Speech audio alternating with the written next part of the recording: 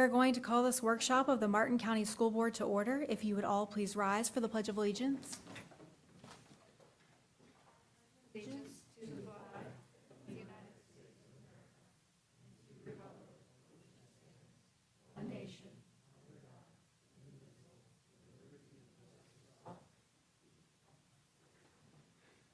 Mrs. Falls, would you please call the roll?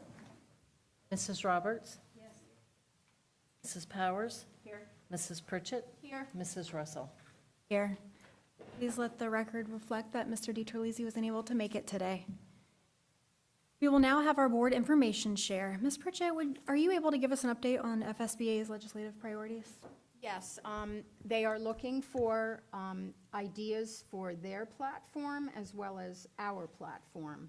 So there's a form, I think we all got it in an email, so if you have any things that you want to be on their radar, but we should also probably discuss what our priorities are as well. So I don't know if you want to have that discussion now or at a future meeting. September FSBA was September 6th. is September 6th, FSBA, but ours is not, a time sensitive. If we have something that we want to send to them, we should send it by September 6th. But if we want something for ourselves, we should maybe, do we make an agenda item for a future board meeting? Sure we can do that at a workshop, but also if you have anything specific that you're ready, you can always send that to Jen and let her know, so that Okay. way it's on her radar. All right. Any questions about that? I don't have anything, Right.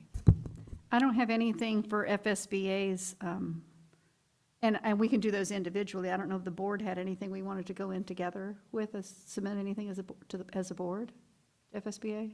You had anything, Marcia?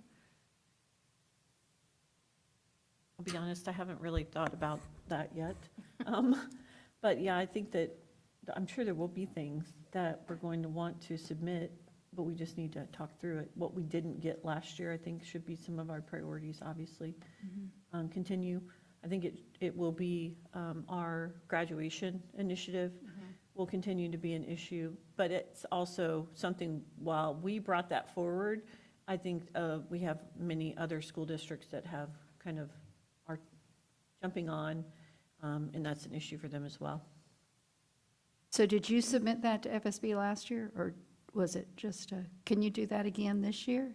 Yeah, we should probably reach out to Greg and look at the initiatives that we that we went through the process but didn't get, and then we can submit those on behalf of Martin County School Board. I'll contact him. Okay. Yeah, and if we can get all those submitted to FSBA to see if they pick them up, because they'll have their meeting to see if they pick them up. But I think anything that we didn't get is fair game to submit by the September 6th deadline Okay. as a board initiative. So you can put, if you work with Greg with it and just put it down as the Martin County School Board and put all of our names on it, then Okay. we can do that. And then, I'm not sure when they're meeting to discuss what they're picking up, but whether they just pick it up or don't pick it up, we probably should discuss how we're doing it, what we want to do and whether we want anything else. So maybe what month is this? Is this September? Maybe at the October workshop, if we discuss it at the October workshop, then we can start with that list of whatever was submitted for the September 6th deadline, but then we can see what else we want to add. So then we'll have something as we work on our own initiatives. Does that make sense? Yeah, I'll get with Greg. I'll reach out to him tomorrow Okay. morning and ask him. We're probably going to want to move quicker. I mean, the committee weeks start the first week of December. I mean, granted, a lot of that's ceremonial, but we're going to want to have more than a final approval in November to then have the month of December, will be not a lot of conversation going on because of the holidays. And then January 1st, or second week of January is when committee weeks start.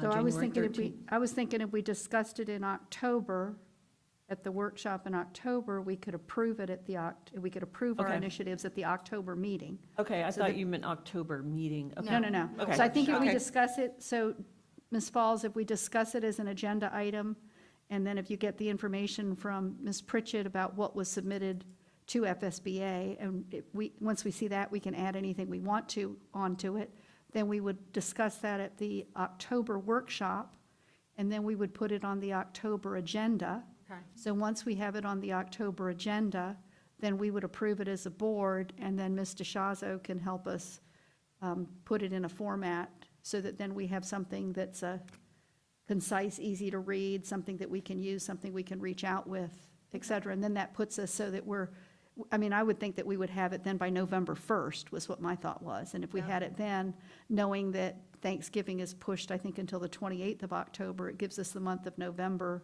before, when they're still home, before people are going back up in December. Does that work, Marcia, from your calendar? Yeah, and it's the way that they're doing things differently. So December 2nd through the 6th is House of Representatives only, and then the next week is the Senate. So they'll be home, but it's still hard to get meetings with them Yeah. during the month of December because of, just the holidays, and they typically give their staff time off to gearing up for committees and then session. So I just don't want to get pressed for time, that we need to have those conversations. I would recommend that everyone try to go up during a committee week, because it's a really, really great time to talk to legislators in a much less crowded setting. So you may be able to get in with certain legislators that you wouldn't, not necessarily, I'm not talking about our delegation, but be able to get in, and Greg can probably get a meeting with them if they're on a committee that will hear one of our initiatives, to have that happen during committee weeks, because it's, their Okay. time is less in demand during Right. that time. All right. And I was thinking that if we have what we need by November 1st, that then for our local people, if we set up any individual appointments with our local people at home during the month of November, we would have something to give them a heads up of what we're looking at in November, individually, to be able to say, this is what we're looking at, et cetera, this is what we're doing. So if each of us were able to make those appointments and those meetings in the month of November, then they're given a heads up, so then when we are there and the session does start, we're one step ahead of the game. Does that make sense? Sounds good. Thank you. Thank you. At this Thanks, and- time, we will have open to the public. I do not have any comment cards at this time. Is there anyone here that would like to speak? Seeing none, that concludes public comment. We'll be moving on to the district presentation of our 5-year capital plan. Mr. Morrison and Mr. Seacrest, would you like to come forward?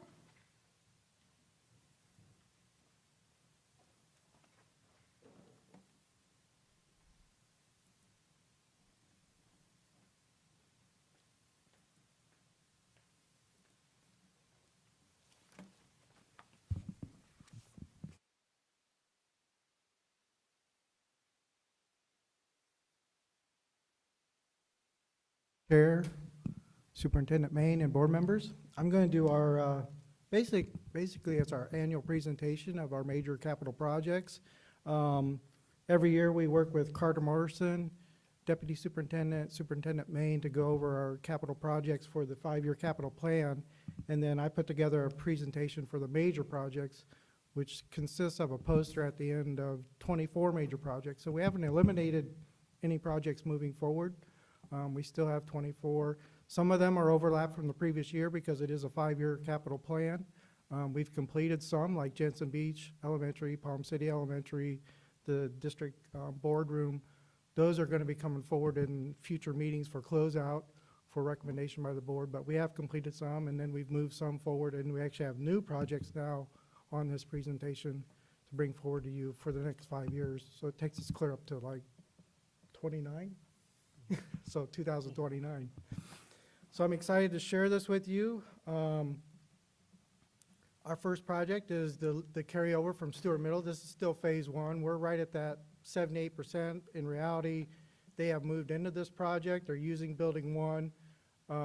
And just to move to the next slide, because you get a better indication of what's going on with the site, they've actually paved the whole front of the school We've done a whole new car loop now. They've paved the existing car loop.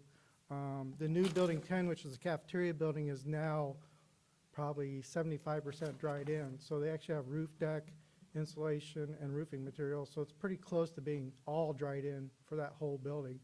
So it's pretty exciting because now you have a new Building 1 and you have a new building cafeteria right behind it. As you can see from this photograph, we're creating that new courtyard. So in the grand scheme of things, which could be 10 years from now, there'll be eventually a new two-story classroom building on the south side of the new Building 1 to complete that courtyard.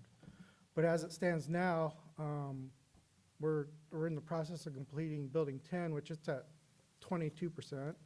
And then once they get that dried in, they'll start all the internal items. And then the third phase of this is actually the gym renovation. So we have that being priced right now by the contractor. He's going to be, and I'll be bringing that forward to the board with some proposals. But we already, as you know from a previous board meeting, we purchased the chiller for that building so that we could get that in time for the project, because there's about a 12-month lead time on chillers. So that'll be phase 3 of Stewart Middle. South Fork High School, they're in the process of finishing up that whole project, which was the ball fields, the gym, and the new chiller plant. The school is currently using a gym. They've already had matches there. They've had football games where they've used the locker room. So that building's pretty much in 90% use right now. And so we're working through all those as they use the events. But that project's going to be coming to you. I can't predict exactly when, but probably in the near future, it'll be coming to you as a closeout project also. The next project is part of South Fork also. It's the golf renovation project. That project has 2 phases. Originally, we had the golf course renovation project, and then part of that phase, and then the second phase, we were going to do the renovation of the ag buildings.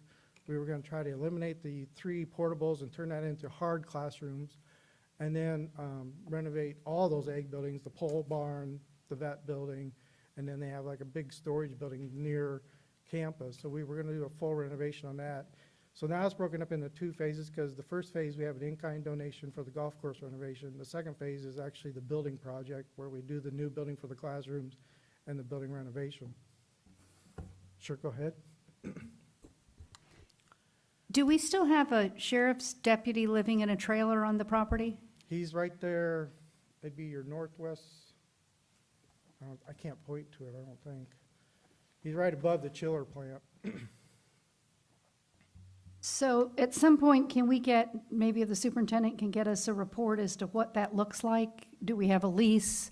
What is he paying? What is who owns the trailer? Who pays the utility? Just something so we have some idea of what's going on with that. I know he is currently there. Okay, thank you.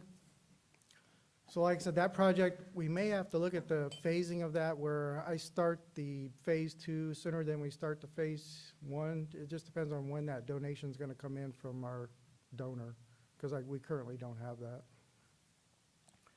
And then there's another phase at South Fork, which is down probably closer to the 4th or 5th year of the capital plan, where we actually replace the L&P classroom building. It's approximately 70,000 square feet of classroom spaces. And we basically be looking at removing that whole wing and creating a new 2-story building for classrooms. This is Murray Middle School. Back in June, we presented this project to you. But right now, we're only doing phase 1, which is the gym renovation, the admin media, and then because there's an art classroom located next to the current building, it's not Building 1, it's actually another building. It's like Building 5. Once we tear that building down, we have to relocate art. So unlike Stewart Middle or Indiantown Middle, we didn't have to do an art room space, but this space would include an art room space, plus a media center, plus the admin area. But we will be trying to use the prototype from IMS and Stewart Middle, so that we keep that same kind of language in the buildings itself. And then we will have to do some upgrades to the chiller plant, because once you start adding buildings, the current capacity isn't there at the chiller plant. So that's just phase 1 of Murray Middle. Warfield is similar, we're gonna do an admin media center there, but in this sense, we're gonna add some classrooms because of capacity issues there.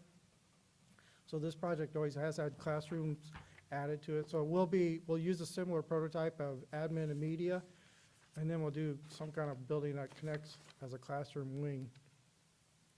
One thing you might wanna know about these two projects, I talked with DOE at the summer conference. The individual was actually there that reviews the Castaldi's. They were without a director for almost a year, so they just got a director above him at the end of July. So all the districts are backed up with projects right now and getting approved with DOE. He said he would move our project to the top. I don't know when I'm gonna get approval, but it basically what happens is, once he approves it, it has to go to the director for approval, and then it goes higher up for the next level. So all these projects have been, because he was acting as director and acting as his own office at the same time, and so he's got a backlog of months. But he was kind enough to speak to me, and he's gonna help in any way he can, but he can't guarantee anything at this point. But once we get that Castaldi, then we'll move those projects forward with the A&E interviews and then the CM at risk interviews. And we'll go through that whole process like we did with the elementary schools. So that's where those two projects are.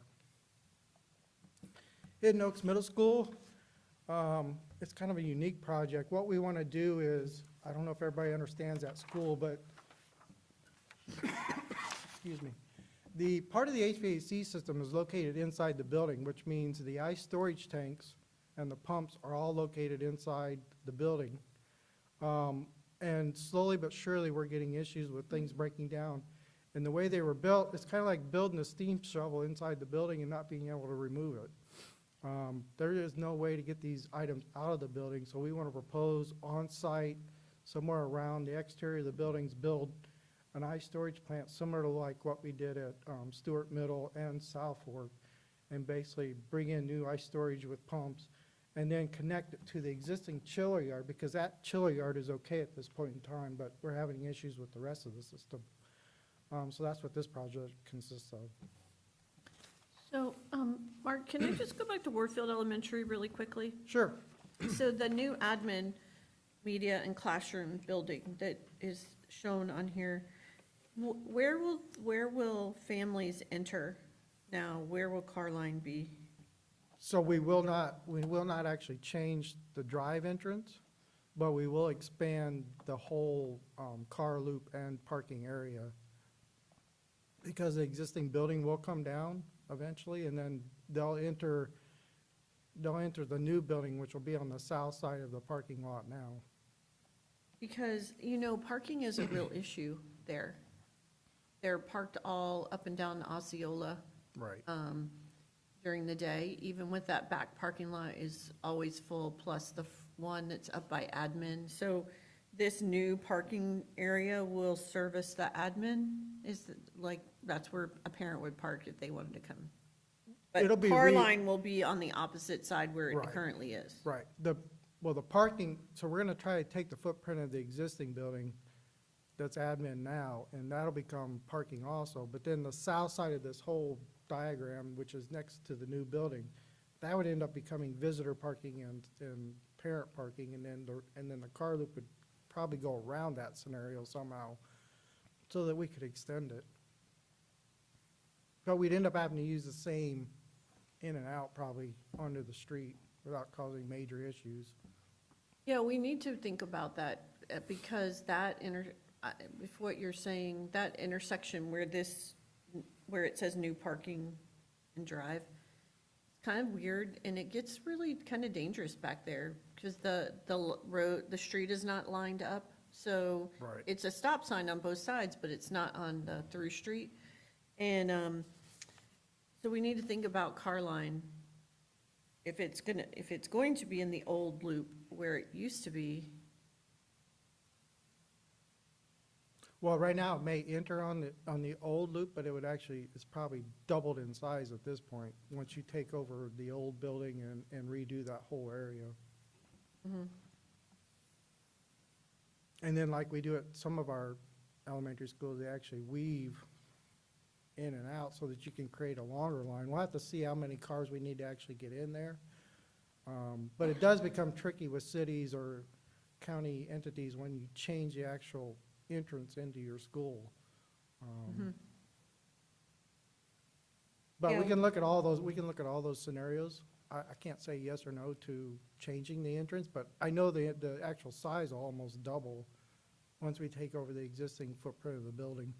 Well, the parking is, we've got to resolve that even before anything else, but I would just ask that we reach out to the Village of Indiantown and their traffic, or whoever their engineers are, to talk about that and what it'll look like for the community, because it's unique in that it is very close to homes, so it's surrounded by homes mostly on that, except that backside where the new parking drive And area they is. may let us put a new entrance from that side. Mhm. If they agree that it's a traffic issue, they may let us enter from that side, and then you come around and go to the front of the school, which will be now on the south side. Just Okay. to alleviate that, because I know that street that's on the east is very congested. Yeah, and it's the, I guess that's east, I don't know what, it's north, east, west, Osceola. So that's the main street that runs parallel to Warfield Boulevard, so a lot of people get off of Warfield and take that road, so it does have more traffic than Right. like the other street where they go now, but it's not confined, because it's one long street. Right, But there's stop signs all along, so it's bound by two, one is a four-way stop, I think, and one is correct. the other one where the streets don't line up. So it could be, that could be really an issue. And there may be, like you said, there may be a solution where we pick something on the north side of this parking lot where they actually enter now instead of the east side. Mhm. Because that north side street isn't as congested as the other three streets. Yeah. Okay, all right, thank you. Have something, Ms. Roberts? Yeah, so when you look at your new admin/media classrooms thing, and I don't know, and if I look down at the bottom of that block, I've got the piece where the old piece is that I'm not using. So I don't know if there's a way, you know how we have like at J.D. Parker, where we've got a parking lot on one side, we've got a building, and then we've got that short loop Correct. that goes there. I don't know if there's room up at the top of that, if you shaved off the top of that building to do the loop piece there, and then move that part of the building down to what the space you're creating by taking down the old building. Do you know what I mean? So Correct. instead of having something that looks like an L, you have something that looks more like a letter 2 with the Letter top flipped 2, the other right. way. But, but I mean, I think then you'd have, because you're gonna put parking over on the hill part, right? And have your loop piece there, but I don't know when you start monkeying with that, because the piece that jumps out at me is the shaded out piece between the Future Early Learning Center and the Media Center, where the old building is coming down. Right. It looks like it's not going to be used for anything. So if you can take part of that building and put it there, you might be able to, you see what I mean, Marcia? Since we know what that looks like at J.D. Parker with Right. that piece coming that way. I just wonder about the placement of the building, whether it should, turning it a certain different way, or should probably have someone, because it is so confined. This property is so confined, that, there's only so much you can do, obviously, but if we're gonna take out that, I call it the new parking, because that was never there before, and I don't know, maybe it is just reconfiguring how the buildings are placed, or, Yeah, this is strictly just a diagram, so we'll get in with the architect and design a true bubble diagram of, and, none of this is it's to a scale, but it doesn't mean it matches the scale of the actual building. So once you actually have all those real elements, you'll be able to see how big that parking space is. And I think we need to capture as much of that existing building as possible so that we can expand that existing parking lot and create a better loop for the car loop. well, and I don't know how many buses there are in the loop now, because I really should just be a few buses, right? There's only, what, 3 or, because majority of it, kids can walk to school. Correct. And then you got the Booker Park bus and whatever the out areas are. Right. So it's not like you need a huge bus loop to stack buses. No, I think well, in fact, that side of the site, we probably won't even touch. It'll be, the existing bus loop will just remain, which is down here on the west side of the site. Okay. Where the new playground is? Yep, Thank you. thank you. Thank you. So Hidden Oak, can I go through Hidden Oaks? Okay. So Martin County High School, this project's been here probably a couple years now. What we want to do is try to eliminate all the portables and create some 16 classroom spaces, basically where that green space is, and it used to be the existing science building. So we're going to use that space. And this could be an opportunity for us to do a tilt wall construction. We would enter everything probably through that north side between the chiller building and the gym building. But it's something to think about. We could do a one-story with 16 classrooms and do a tilt wall construction. But it would basically be in that courtyard where the existing building 1 is, and then it'd be just east of building 1. Sure. Has there been any talk about the acoustics in the gym in Martin County High School? I know it's been discussed. We have never brought forward a project for it. Is that something that is in the, is that something that's in the future? We can certainly talk about it. It has been discussed because county is the gym that we use most often for different district events and trainings and things. We can have the team take a look at that and bring something officially forward. Now that the sound proofing has been done at South Fork High School, there is a significant difference, and the type of technology that was used in that gym is, second to none. That would be something similar that we would look at county. However, the entire gym is built different with that upper tier, so it would be pretty costly to try to maximize that space with the soundproofing, but we would need to bring it forward. Okay, thank you. Roberts? So I know when I was talking to Mr. Morrison about this, I know that there may be some money that's freed up that we may be able to, that we'll see when we get the final approval, which isn't in here yet. But I'd like to ask if the board members would support it, that we have a line item that's talking about acoustics for the other 2 high school gyms, meaning that we look at Jensen and we look at Martin County High School, and that if Carter can free up some money and put some money into that, that we can then have it looked at and not be let's see if we can find it, but it can actually be a line item in the budget. So even if we don't come up with enough money to do it this time, at least we've got money that we've started to do something with. Does that make sense? So, Mr. Morrison, if you can. Thanks. Well, I guess I'm part of that discussion.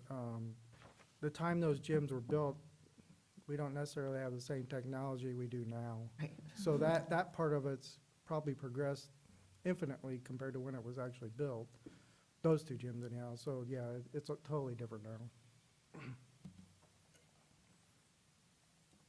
now. The next project is the Martin County High School. What we want to do here is, it's basically to remove these portables.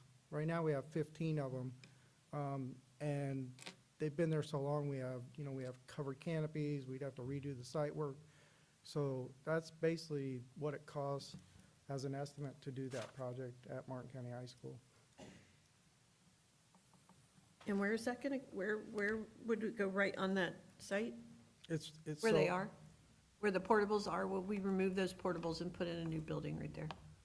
Right now, Just remove, we're just removing them and Okay. redoing the site. It'll probably be more likely parking because they're so limited on parking now that it would become, well, right now, they're actually sitting on an existing parking lot that was there originally. Yeah. So we'd have to restore all of that and probably bring that back to the site.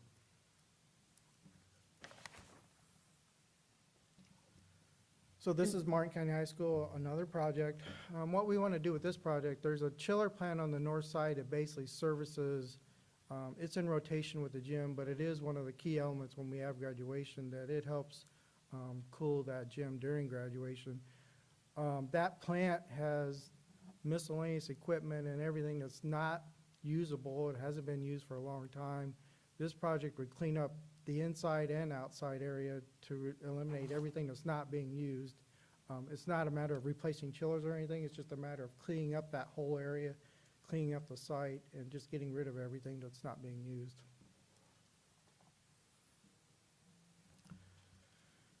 So this is another Martin County High School project. It's recently come up. What we're doing with this project is we're doing an assessment on 3 different areas of the site. We're going to do an assessment on the whole pool complex. We're going to do an assessment on the weightlifting and locker room building, and then the group restroom building that's down near the stadium. All the funding does for this project is do the assessment. The assessment will come back to you to review as a board, discuss how you want to move forward, discuss if you want to look at anything else within these 3 areas. But it'll be a full report with some estimates on what this would cost for each phase of it. Robert? Do we have any idea on a timeline for that? So their first visit's going to be within the next 2 weeks. I can give you a specific date if you need it, but No, I just think that my feeling is that with the pool, we need some kind of, I'll call it closure for lack of a better word. I mean, I think that, I don't know if you guys checked your email today, but there's another email from one of our employees who went on the news and is contradicting what the district is saying, which is creating issues. And now that employee is writing to the board saying, you guys need to do this and you need to do that, and I think that, that I talked to Dr. Miller about it, that's being cleaned up, that piece over there. But I mean, I think that the sooner we can get those estimate pieces, the better off we are as far as making a decision of deciding where we want to go. right. And I think the key to those estimates will be this report, because it'll actually lay out what they see as a professional, if there's any deficiencies or no deficiencies, but they're going to lay out everything on pretty much every system that's in these buildings. Right, and I do want to thank the superintendent for acting quickly when we received the information that there was a safety hazard at the pool, for him to act in an appropriate manner and take protective action, because we certainly wouldn't want something to happen to one of our students, knowing that there could be a potential safety issue. So I mean, I think that was a very good call, and I appreciate you doing that. But I think that, yeah, we need to kind of figure out where we're going, what we're doing, et cetera, because I think that, I don't know necessarily with all the pool discussion and the people that have come out, whether they understand that there's a process, that we don't buy liners off the back of a truck, we don't buy chemicals from a guy who's selling them in a parking lot behind something. I mean, that there's a process, because this is children and because it is tax dollars, that we do things in a formatted manner, and that we don't just slap things on here and there. So I mean, I do appreciate getting those estimates. Thank you. Okay, thank you. Yes, Ms. Pritchett?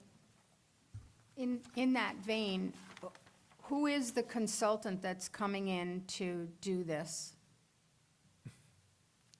You want an actual name? The company. Or credentials, yeah.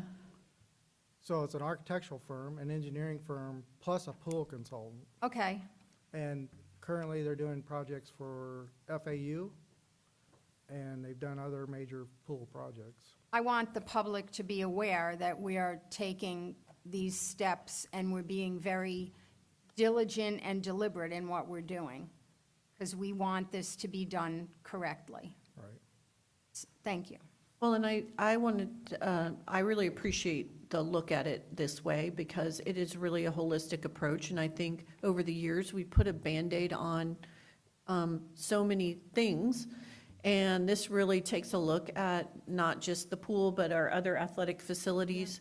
And I really appreciate that, because I know I'm one that I like to know what we have in front of us, not just, okay, let's just put a quick fix on this. And then we know as a board that, okay, if we have projects that we have to, have over a number of years to complete, at least we know what we're facing. And then we, as a board, and along with you all and your expertise, is prioritize those and which ones do we start to tackle first? Because I don't know that we'll be able to tackle everything that this report says. And, we'll just have to make the best decision for students once we have all the information. So I really appreciate this approach. I know there's a lot of outcry about the pool being closed, but I think from a safety standpoint, given some of the tragedies that have happened in the communities surrounding us, specifically regarding electrical issues and water, are extremely concerning to me, not just as a school board member, but as a parent as well. So I really appreciate this approach, and I look forward to, going over that report with everyone once we get it. So thank you. And just to reinstate, this only covers them to actually do the report. So then once that report's Sure. done, we will bring it forward, and the board can actually see what the items are, and then we can have those discussions on how we move forward.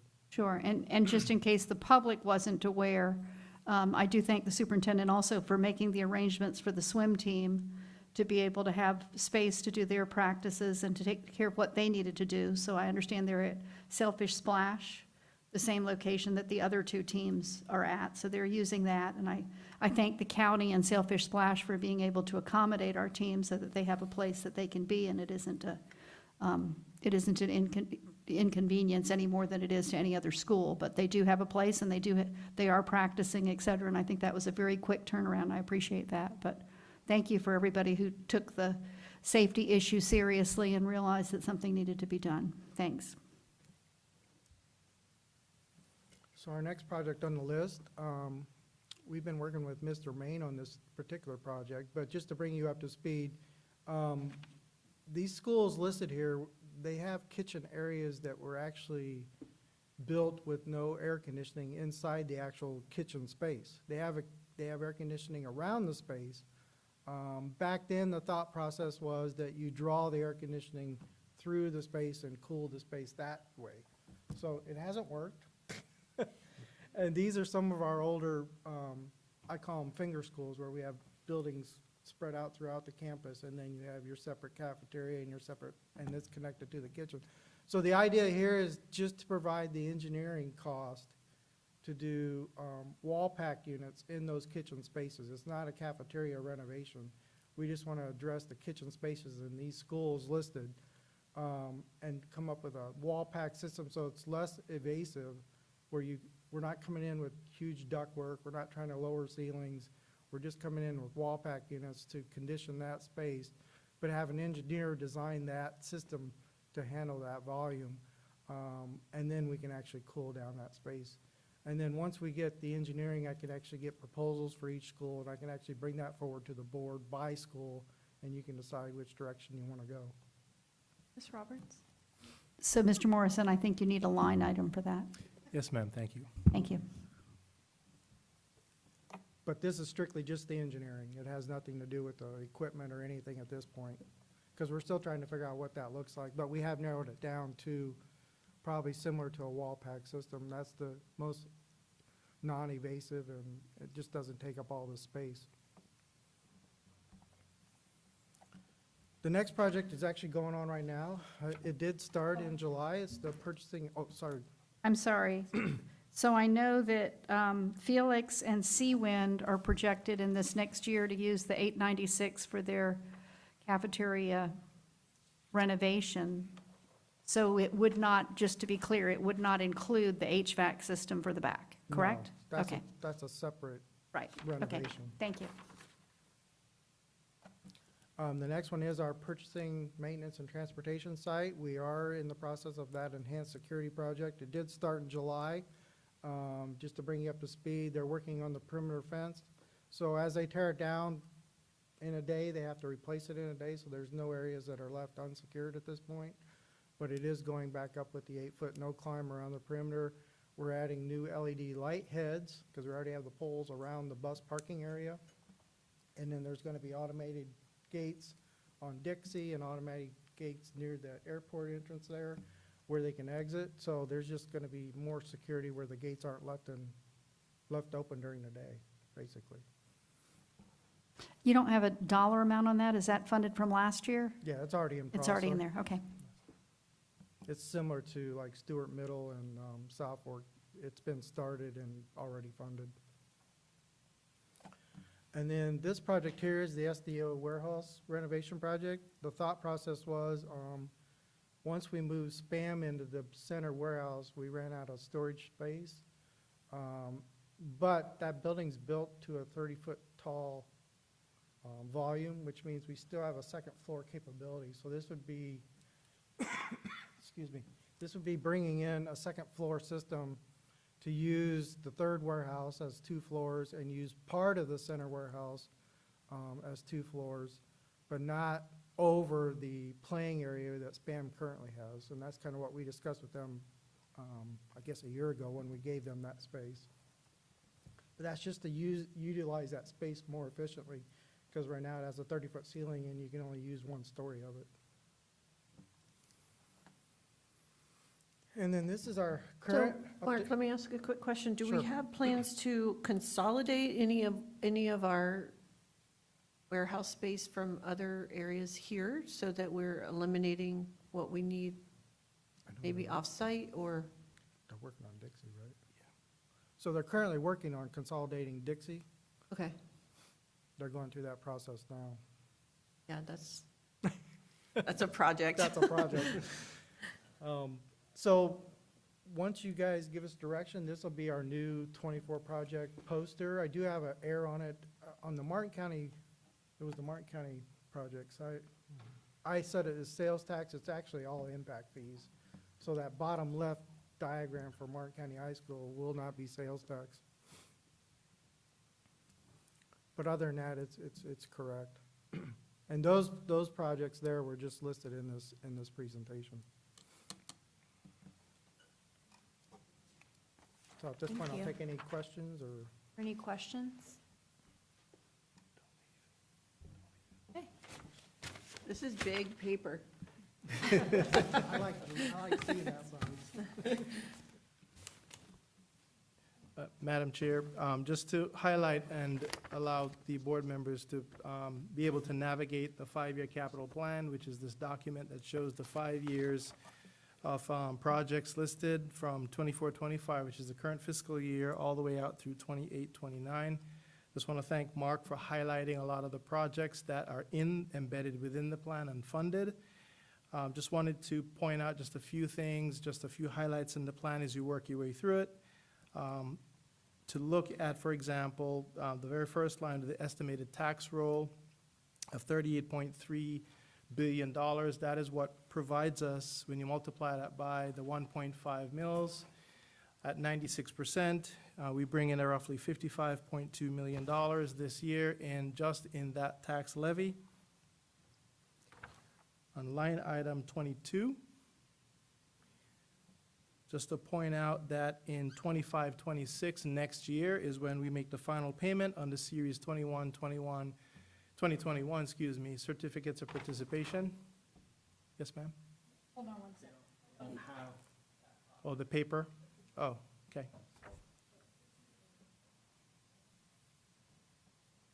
I think that might be your back page.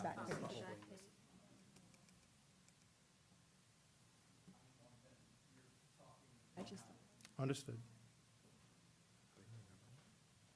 You can give them yours. You can give them yours extra. Yeah, is yours extra? okay.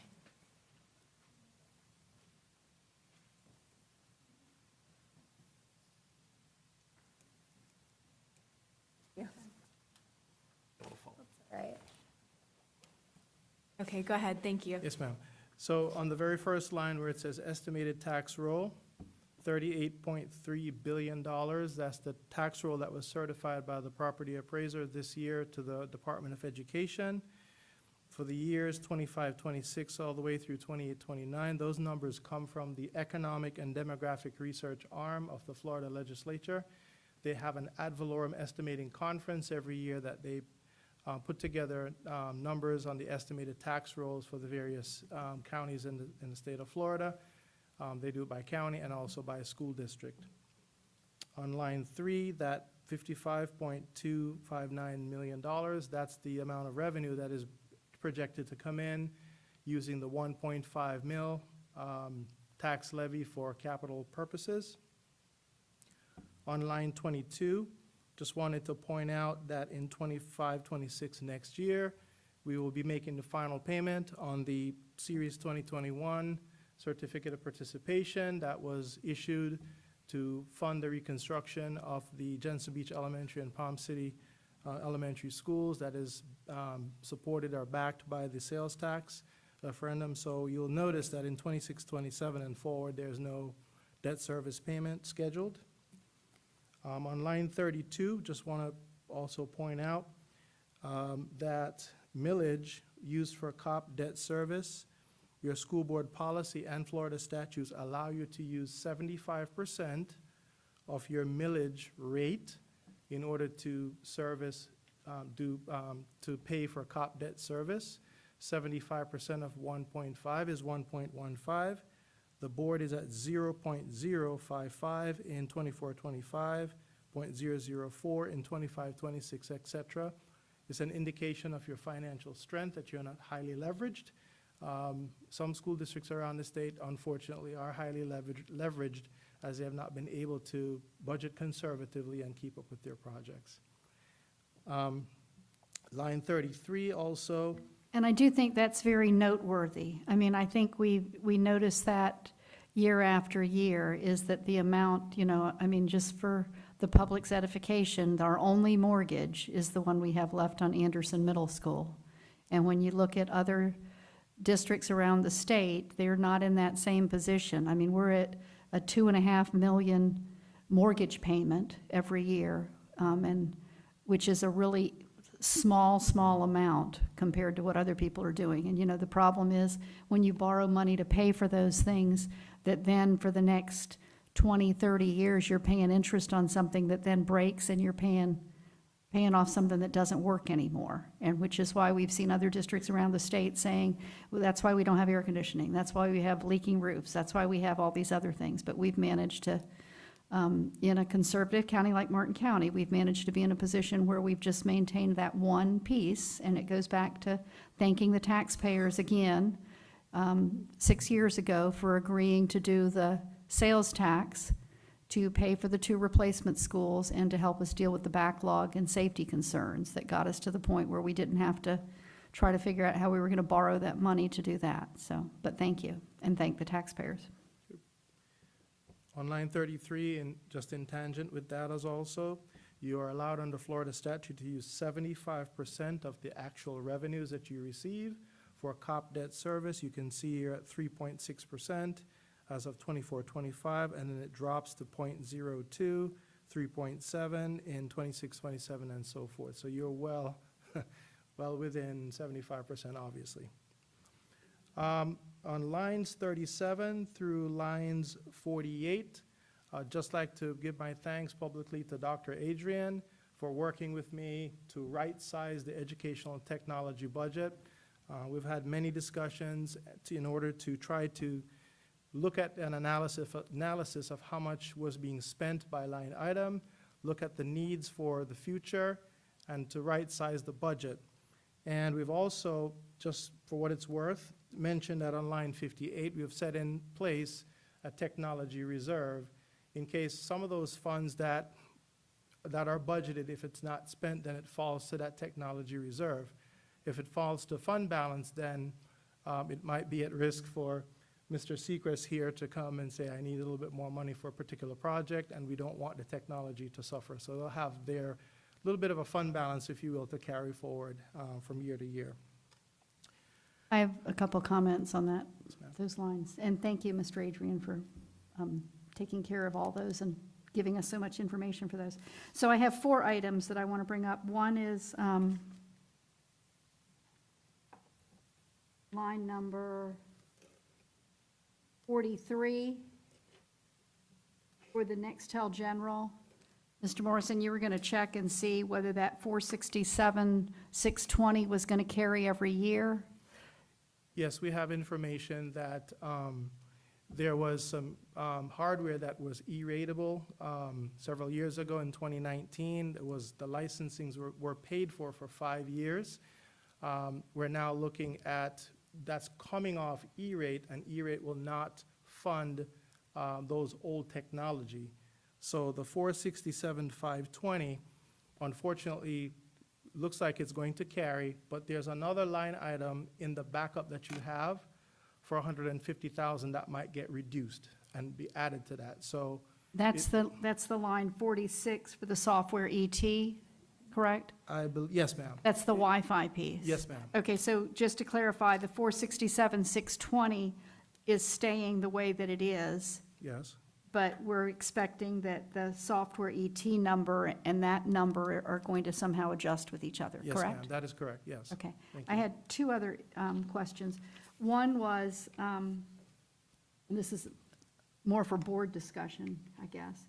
Line number 47 talks about one-to-one student-issued devices. One of the things that we say repeatedly is that it's in our instructional continuity plan, and because it's in our instructional continuity plan, we have to buy 4,000 new laptops every year in order to maintain that instructional continuity plan. So I looked with the superintendent about the instructional continuity plan, which we last approved an update on May 24th. It's due for another update coming up soon.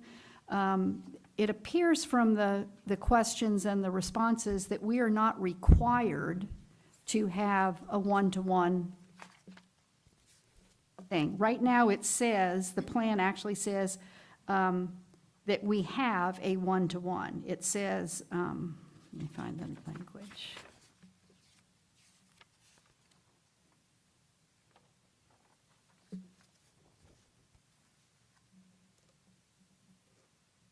Where is it?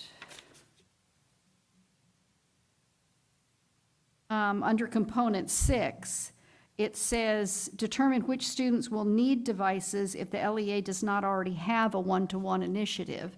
So instead of answering that we have implemented a one-to-one initiative, we would, if the board is interested, we could get some flexibility there by saying that we have a one-to-one in grades 9 through 12, and that we do site surveys on a regular basis to determine our needs, et cetera, but that would give us the flexibility. So right now, what we're doing is, we're claiming our answer to that is that, yes, we have one-to-one district-wide.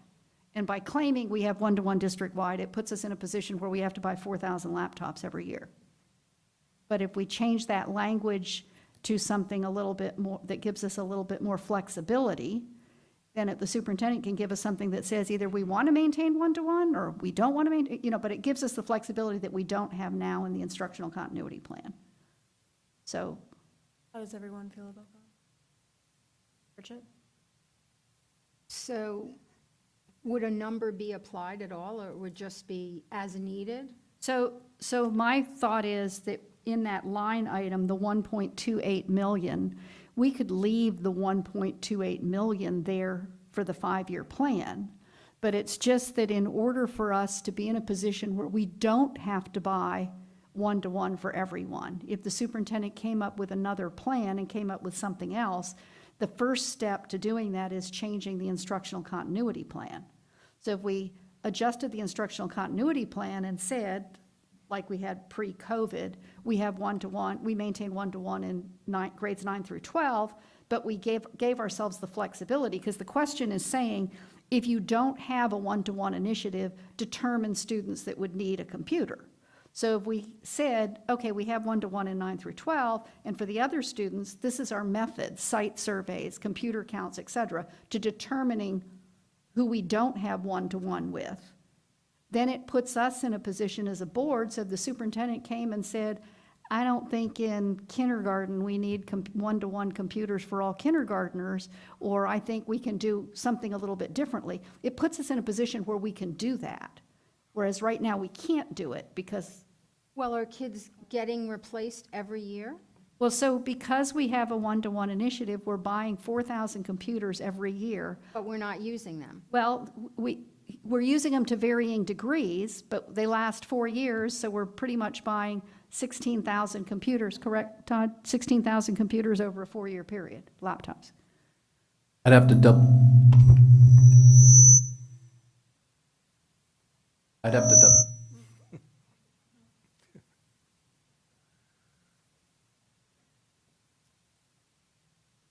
have to double check on those numbers, Ms. Roberts, to give you an exact number, but every year we do have third graders that get a laptop. So this past year, we ran those numbers and we ordered just shy of 1,400 laptops for the third graders because, as you know, K to 2, they're in a cart. So right there, that eats into it. And then we have, when seniors graduate, they turn in the devices. And then we had some new students that came in from the district that didn't have them at Jensen Beach High this year. And then, of course, there's the break-fix rate as well. Okay. Right, so right now it says on page 11, it says that the department projects 4,000 laptops will be needed to replace damaged and discarded laptops. Purchasing 4,000 is necessary to address the demands for new enrollment laptop replacement. But the very first line of that says, to ensure the district is in compliance with the instructional continuity plan, which requires one-to-one student devices. That's why we have to buy, that's why we're budgeting for the 4,000. So I'm not saying that we don't buy 4,000. I'm just saying that I think we need to give the superintendent direction that if we can change the instructional continuity plan, it gives us the flexibility so that if we wanted to do it, because at this point in time, if he came to us and said, I need to buy 4,000 to maintain this one-to-one, we're behind the 8 ball because we have an instructional continuity plan that's demanding that we do one-to-one. Does that make? It's more flexibility. So is, Ours, how do you have anything? Yeah, I'm fine, fine with that, looking at the, yeah, so if the, giving that if the flexibility. superintendent can adjust the instructional continuity plan, leave the capital budget the way it is, but then that at least gives us the flexibility for moving forward. And then the last question I had to do with desktops in front of the house. So my understanding is that we buy desktops for teachers, and part of the reason that they have to have a desktop is because of their whiteboards need to have a desktop to run the whiteboard. Is that? Correct. The desktop is connected, the teacher's workstation is connected to the front of the room display. So what happens is, But they also do their grades and, work on focus and lesson plans and other things on that desktop as well. right, so I would like to ask the superintendent if you all, I mean, obviously one person can't ask something. I would like the superintendent to look into whether we should continue with this desktop purchase for teachers, or if somebody should be examining if the whole world is going to laptops, where a teacher can take her laptop home to do work, et cetera, whether we should be tying the teacher to her desktop purely because we're buying whiteboards that sit at the front of the room, that maybe we should be looking. But can't they plug their laptop into their whiteboard? There is an option to be able to, for an instructor to use a laptop. We would have to buy an additional hardware component for that laptop to be able to hook up to the front of the room display. Because then technically, I mean, we do it in my work, is all of our people have a laptop if you're moving around and doing different things. So technically changing classrooms, you're taking your computer with you, but then you plug it into a screen when you get into your classroom. Would just need a screen, so they plug in, then they have multiple screens. They have their laptop in a screen if they were doing grade entry. I mean, I can't imagine that we would get a lot of pushback from doing away with, especially for teachers, being able to have the mobility of taking their computer with them when they leave. I think that it also, I don't know, that makes it more mobile, I think, especially for high school. If you're going in to teach one class in one classroom and you're just bringing your computer with you and plugging it into the whiteboard, sort of like a college professor goes in and you're not in the same classroom all day long. So if you're just plugging in, it just makes sense to me.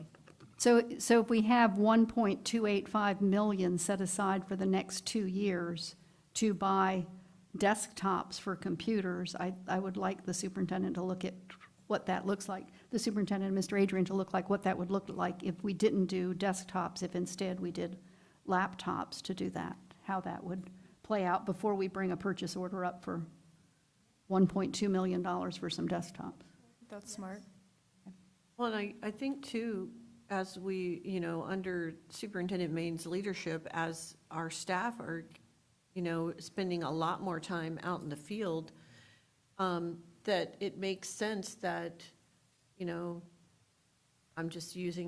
I'm looking at Dr. Miller as an example, if she's going out to a school, she's taking her laptop, when she gets back, she's putting it in a docking station and it's connecting to her screens on her desk.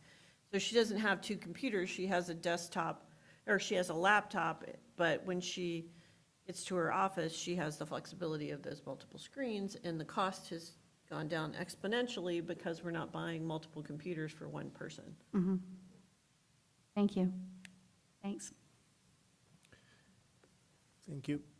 Moving on to line 62, access controls project. This is a recommendation from the Safety and Security Department. My understanding that there's a statutory change that not only requires classroom doors to be locked, but also district buildings. So if you have any further questions or require any further detail on that, Mr. Frangella is available to answer that question. So I have a question on that. So we have 1 million set aside for next year, and then we have some other money, but altogether, it looks like you've got $5 million so we can lock doors? Is that what we're talking about? So we're going to be changing all the door locks in the district, all the classroom door locks, everything but the storage rooms. So that includes every single door throughout the district. And the reason why we're going with this is Best in the next couple of years are going to be discontinuing the locks that we have. They're not going to be able to service them, and we won't be able to find parts for them. So rather than move just to change the cores, this is a good opportunity for us to go to access control. It's safer for the district. We can limit who has access to, even when we have vendors coming in. Right now, we're giving keys to vendors, we're giving keys for subs, we're giving keys to all our employees. In the maintenance department, some of our employees have to carry 15, 20 keys, or we have to try to give them a master key, and then they have access to everything. With the new access control, your ID card will be that key, and we can give them access to certain areas, even for instructional. We can give instructional, our teachers access to just instructional areas. Principals would have access to the entire building. So this is a project to do the entire district, not just certain doors. They're going to be all the doors. And you think it's going to take 5 years to replace all the keys? You got the That's how we're funding. getting the funding, yes.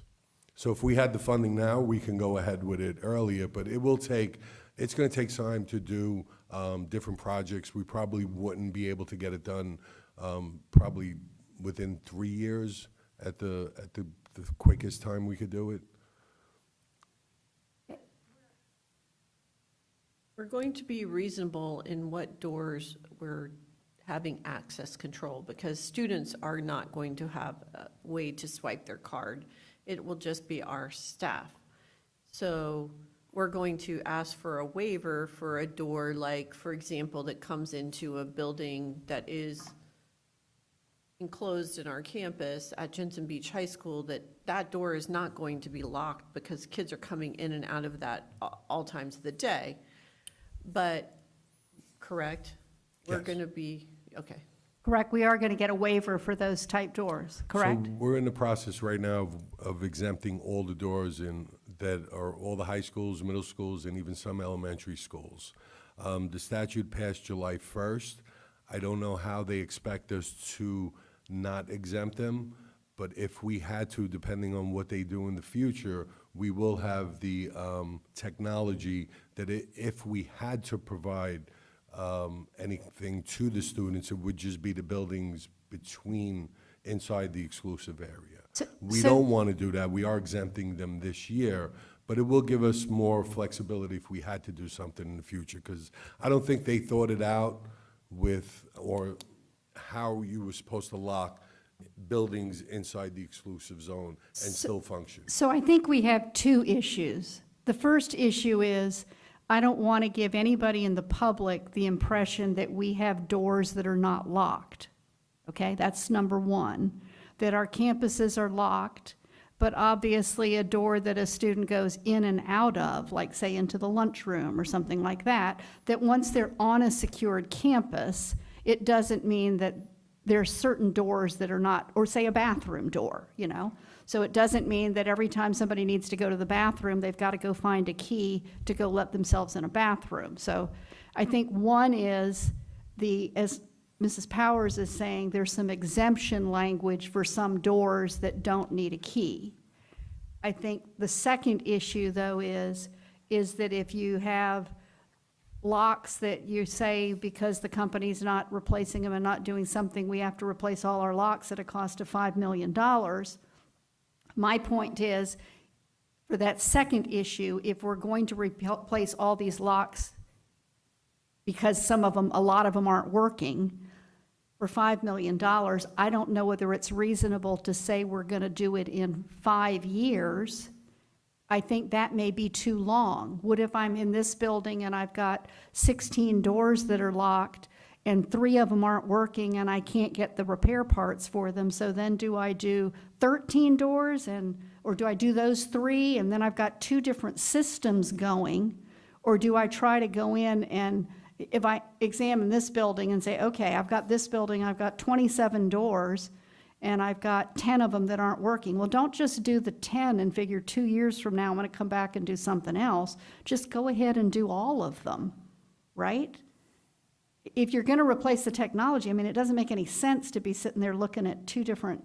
Wouldn't you be doing it a building at a time? I would think so, but the issue is if we're spreading it out and the bulk of the money that we're pouring into this is happening in 27, 28, I'm kind of, next year, this current year we're in is only 100,000. So I'm not sure what we're doing for 100,000, and then next year is $1 million. So then is that the ones that, okay, if I have a lock that I can't get a part for, I'm going to replace all those for the $1 million, and my big fix is going to happen in 27, 28, but now I've got another 800,000 in 28, 29? Does that? But we're only talking about the current doors that use our card access. No, I think he's talking about everything. He's talking about, So every single door in the district that locks will have a key, a card access? Correct. So classroom doors, so, front doors, anywhere where there's the perimeter of the school.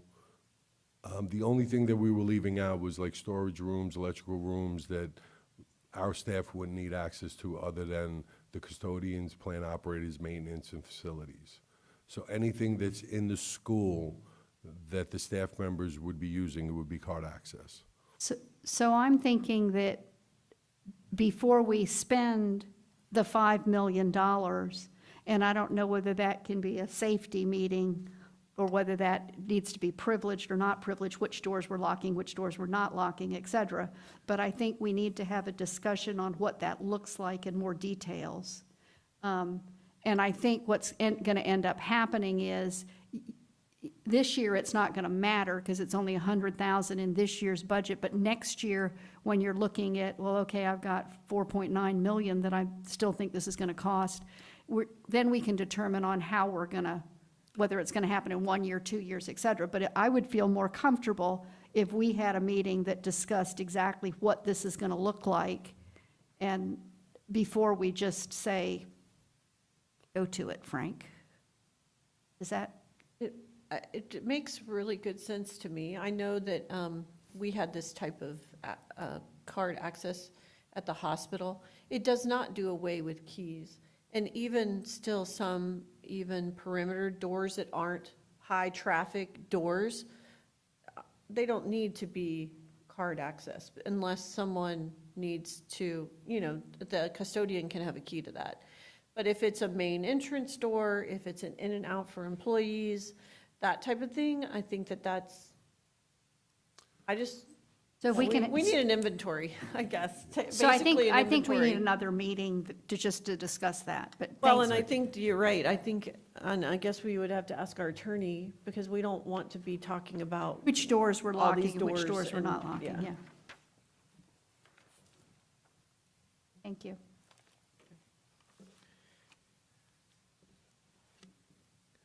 Flipping over to the second page, just to highlight, Jensen Beach High School, line 102, and Martin County High School, which Mark already discussed, line 115, just to let the board be aware that we are trying to utilize the impact fees that we have on hand.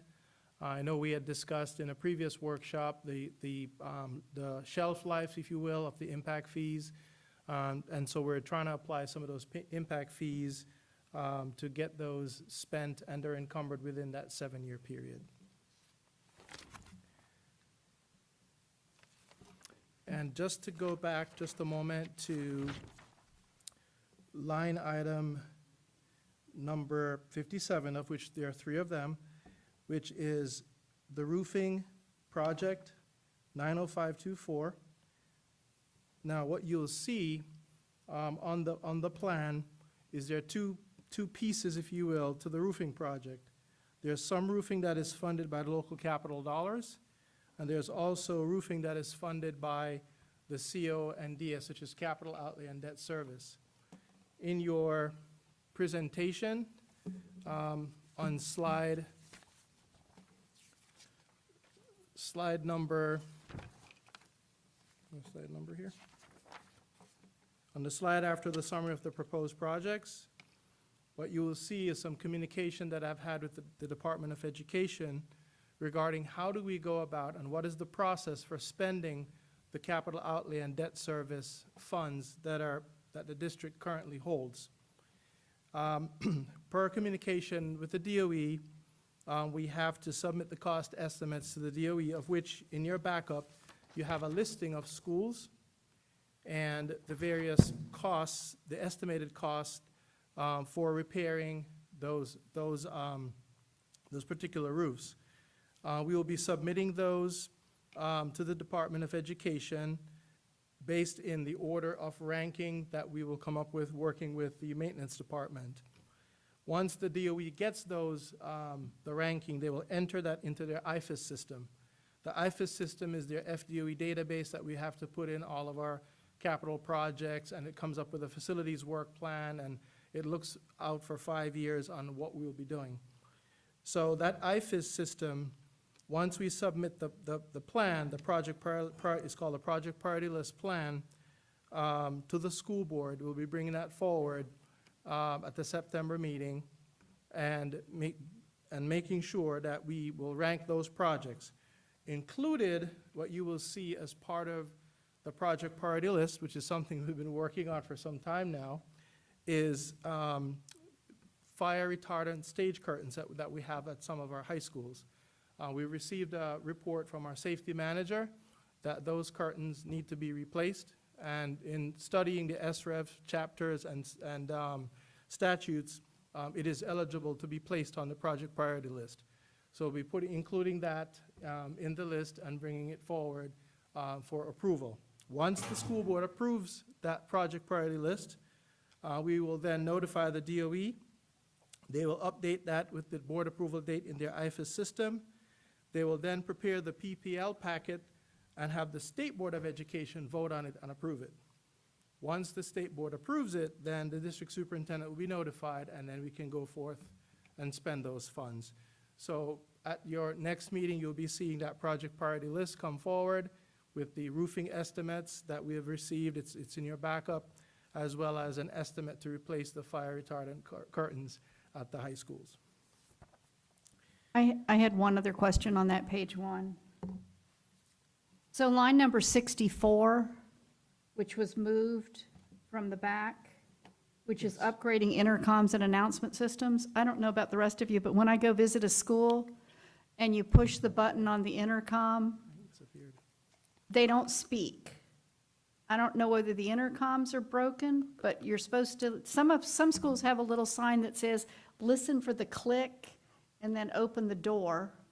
Other ones don't have a sign, you just stand there and then finally a voice comes through the box and says, you're supposed to open the door when it clicks. So will this upgrade to the intercom and announcement system create voices, or is it gonna still be the click? Unfortunately, oh, there he is, Mr. Frangella. That was moved to your Safety and Security Department. Yeah. It's the upgrade of the intercom. Does anybody else, do you do that when you go? Mrs. Roberts, I think they're just opening the door for you.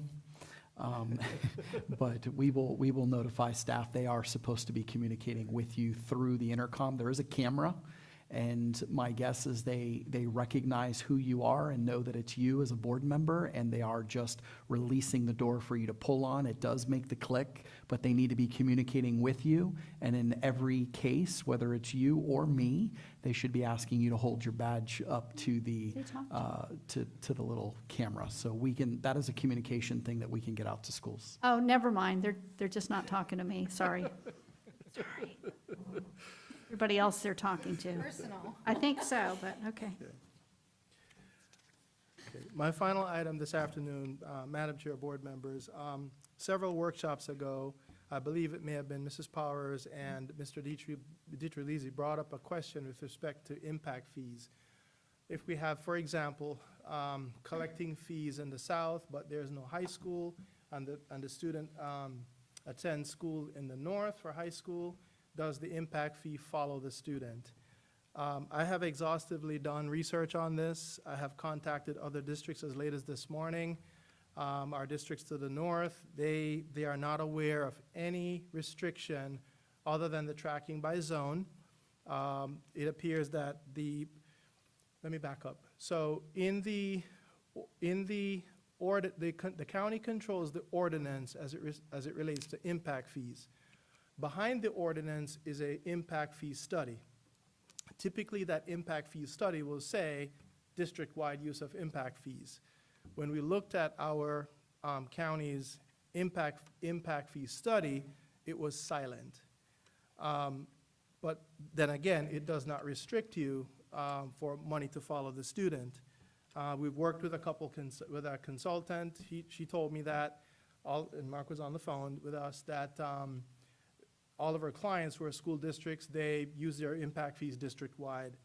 I've researched the Florida statutes. I can't find anything in there that talks about level of service not being able to maintain, so therefore you got to stay. The impact fees have to stay where they're collected. I don't see anything like that. I reached out to the DOE. Unfortunately, the lady who is in charge of that area wasn't available at the time. My final check would be with the school board attorney just to make sure that there isn't anything that I'm not seeing or coming across in my research and my reaching out to other districts that would limit us. But from what I can see at this particular point is that it would be able to follow the students. So at this point, as you see in the plan, we're trying to use that for a few capacity producing projects, particularly at Jensen Beach High School and also at Martin County High School, to remove those portables, to replace them with permanent student stations. With that, Madam Chair. Yes, Ms. Powers? So I would just question where were the impact fees collected? Because if the feeder school for, I think it was that mid-county area that it's kind of a no man's land because there's nothing there. Yes. Where are the majority of those students going? Because if a developer pays an impact fee, the expectation is it's going to go to the schools that development would serve. So naturally, if a school is in, Hope Sound, we're not going to use those dollars in Jensen Beach High School because naturally those students would all go to South Fork. Right. Or, just making sure that we're staying within the feeder pattern of Yes. where the kids are going. So based on from elementary to middle and then middle to high. And I know with controlled open enrollment, they can pretty much go anywhere. But I think that with the spirit of it is that it would be the school that serves that development, regardless of where it's located in. Okay. Yes, ma'am. I'll reach out to Mr. George with those questions. I feel that maybe he would be able to maybe shed some light on that any further. Thank you. With that, Madam Chair, board members, Mr. Superintendent, those in attendance, that concludes my portion of the presentation of the review of the five-year capital plan. Just to say that the work is not done. There are a few changes that we'll be making after today, little cleanup items that we kind of came across after publication, but those will be coming forward at your September meeting for approval of the five-year plan, as it should be approved by October 1st, according to our policies. Thank you. Thank you so much for your time. Well, we will now have open to the board. Ms. Roberts? Yes, I wanted to share something with the board. Last Monday, the Children's Services Council approved the funding that was out for the RFP. The category was after-school programs and mentoring programs. One of the things that did come up, which I wanted you all to be aware of, was there was a representative from Speak Life, Speak Life Stop Bullying, who spoke. They were not funded by Children's Services Council because they didn't fit the category that was in there. Mr. Main was there too. But the speaker who came from Speak Life Bullying, it was not one of the birds, it was somebody else, made the comment during his remarks that the Martin County school system, we didn't have Speak Life here in Martin County, that it was a shame that this is a program that's in Martin County, et cetera, and it's being picked up by people north, south, east, west, across the country from us, but we are not doing it in Martin County. I corrected that for the record there so that people would know that we do in fact have Speak Life Bullying. It is part of our, and I let him know, it is part of our mental wellness plan, and that the programming for that is for an assembly for sixth graders and an assembly for ninth graders. I confirmed that with Dr. Pierogi, Dr. Yeah, that. That we do it for sixth graders and we do an assembly for ninth graders, plus anybody who is in that school who has not received the programming. So if you're a new incoming seventh grader or a new incoming eighth grader and you have not seen the program, that you do see it with the sixth grade people, and the same thing in high school. So just so you all know that that happened. Thank you. Thank you. Ms. Pritchett, do you have anything? I do not. Ms. Powers? Superintendent Main? Okay, well, with that, this workshop is now adjourned.